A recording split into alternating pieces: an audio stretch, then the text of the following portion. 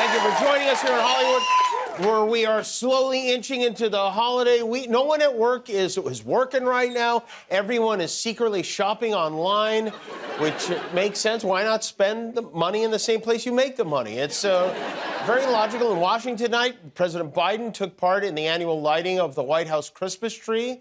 Not only did he light the tree, this year he gave it a preemptive pardon, just in case it falls over on someone or gets all coked up and throws its gun in the dumpster. Who knows? They kept referring to it as Biden's final tree lighting ceremony, which, when you're his age, is probably not what you want to hear. Everything you do could be your final time doing it. Could also be his last time wearing shoes outside, you know? In New York last night, they lit the big tree at Rockefeller Center, which is supposed to be a fun and festive occasion, but that was not the case for one Flav, who took to Twitter last night to say, "I feel weird. I was invited to the Rockefeller tree lighting tonight, and I was escorted to see my boys, the Backstreet Boys." Like we don't know who his boys are. We were backstage in their dressing room. Security came up to me and says, "NBC does not want me in this area and I need to leave." At the same time, their social media woman came up and asked to capture social content. What did I ever do to NBC or anyone? All I ever do is try to spread joy and love, and I think I did that for NBC at the Olympics. And I agree wholeheartedly with, Flavor Flav sponsored 2 whole water polo teams, and now he gets clock blocked by NBC? It's not right. During the writer's strike last year, Flavor Flav showed up. He brought food to everyone on the picket line. He did it at the writer's strike before that, too. And this is how the man gets treated? I mean, it's not like security could have mistaken him for somebody else. There's a man here with a big clock around his neck. Yeah, we don't know who he... Of course... You know, this man's whole life is popping up in random places and delighting us. He's a real-life elf on a shelf. And Flava then deleted the tweet and followed up with, "I deleted the tweet, but my spirit is broken." And that's not... They broke his spirit at Christmas. This is not something to be taken lightly. The man is nothing but spirit, and they broke it. For about 3 hours, they broke it, and then he tweeted this. 2, 1,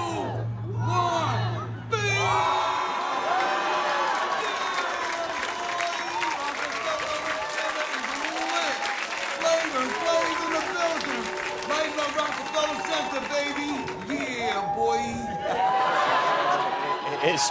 His spirit healed up very quickly, and if I was in charge of Rockefeller Center, I would put him on top of the tree, like a Flavor angel. But anyway, sorry, Flav, you deserve better. Flavor Flav was one of many notable names in attendance at the tree lighting last night. Also celebrating was a man who was celebrating being charged with 5 felonies this year, New York Mayor Eric Adams. Please welcome the Mayor of New York City, Eric Adams.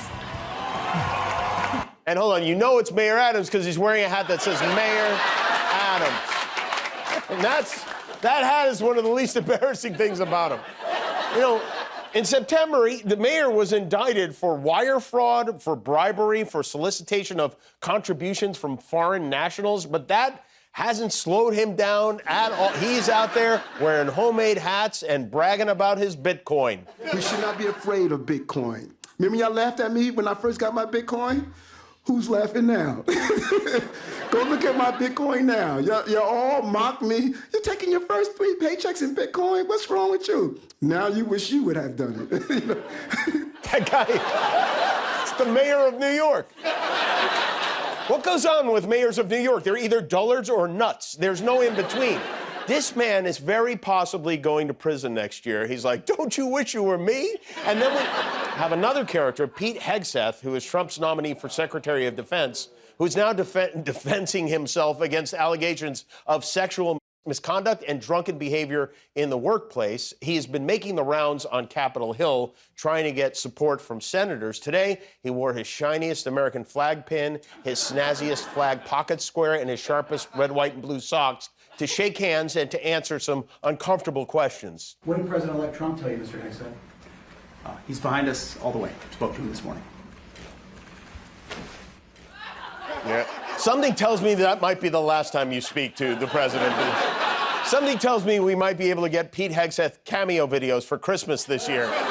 Pete Hegseth, who, by the way, not even remotely qualified to be Secretary of Defense, that we've already forgotten about, but was accused of raping a woman in 2017. He paid her some kind of settlement, and in exchange, she signed a non-disclosure agreement. But now he wants one of the most powerful jobs in the world, and so it would make sense to hear her story.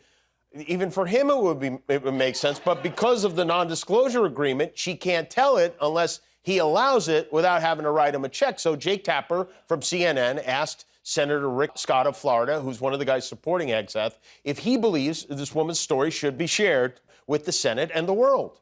Pete Hegseth paid her money, and she signed a non-disclosure agreement, so she can't come on my show to talk about it. Do you think Pete should release her from the NDA so that I can ask her the questions that you want me to? Absolutely not. There's so many. Think about it. Jake, you know, absolutely how or many absolutely people, not? Wait, Jake. You started this interview and saying you don't like all these anonymous accusations and I should be able to interview these people. I'm saying, okay, shouldn't Pete Hegseth release this woman from her non-disclosure agreement so that I can do what you suggested at the top of the interview you wanted me to do? Absolutely not. Absolutely not, Jake. Let me be clear. I have no human qualities. My eyes are completely black, like a dark wizard. And my soul left my body many, many years ago. It's all very frustrating. You wouldn't hire someone to walk your dog if they paid a woman to be quiet about a rape. And then we have Vivek Ramaswamy and Elon Musk, the Lenny and Squiggy of Trump Town, who met with Republicans in Washington today to discuss their new Department of Government efficiency. We don't know all of what went on in the meeting. We can assume that there were a lot of missed high fives, but other than that, all we know is that one of the congresspeople they met with was Marjorie Taylor Greene, who afterward said she told reporters Musk said he'd be putting lawmakers on a naughty list and a nice list. Nothing to worry about there. Just a foreign-born billionaire deciding which of our elected officials get to wake up on Christmas morning and which don't. And by the way, this group they run, Doge, has no power to make laws, to cut budget, or to do anything. It's like when you're a kid and you visit the cockpit. The pilot, he gives you, you get a set of wings. It doesn't mean you get to fly the plane. Now,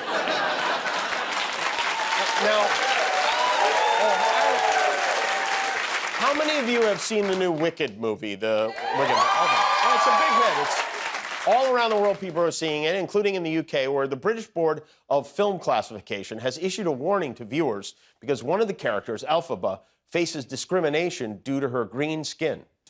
For real, according to the BBFC website, seeing beloved characters being mistreated, especially when Elphaba's skin color is used to demonize her as the Wicked Witch, may be upsetting and poignant for some audiences. So please, be warned, you may experience poignance during this film.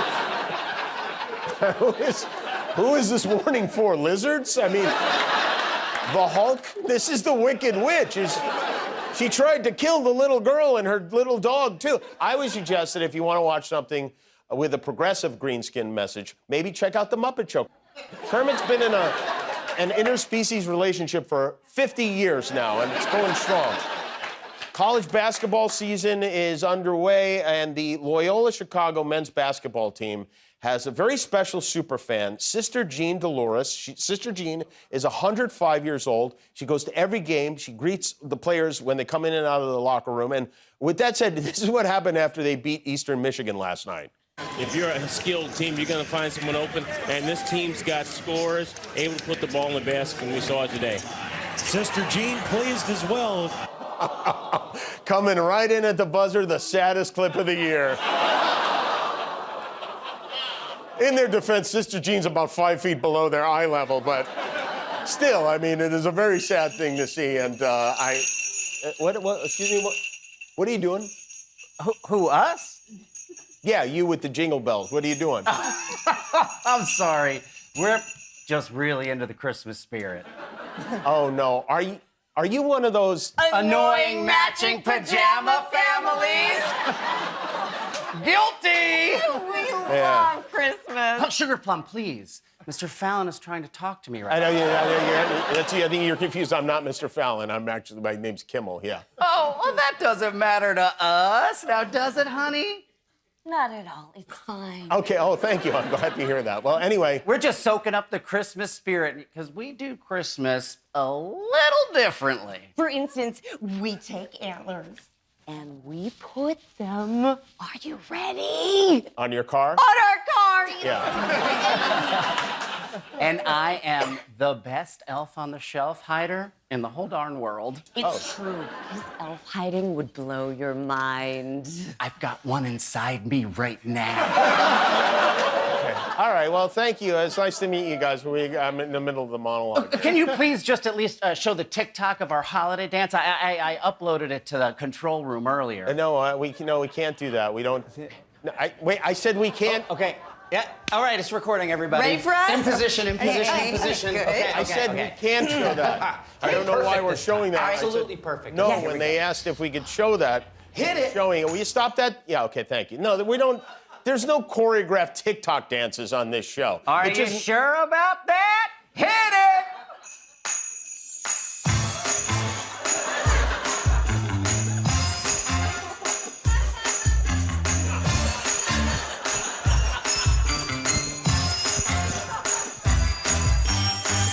Stop it! Stop!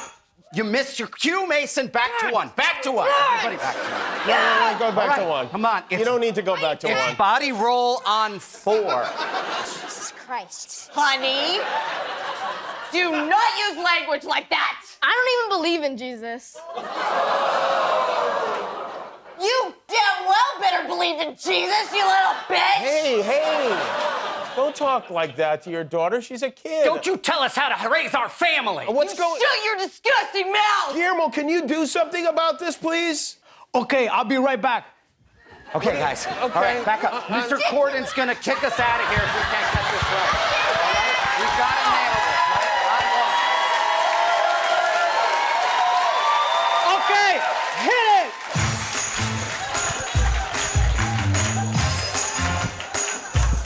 All right, well,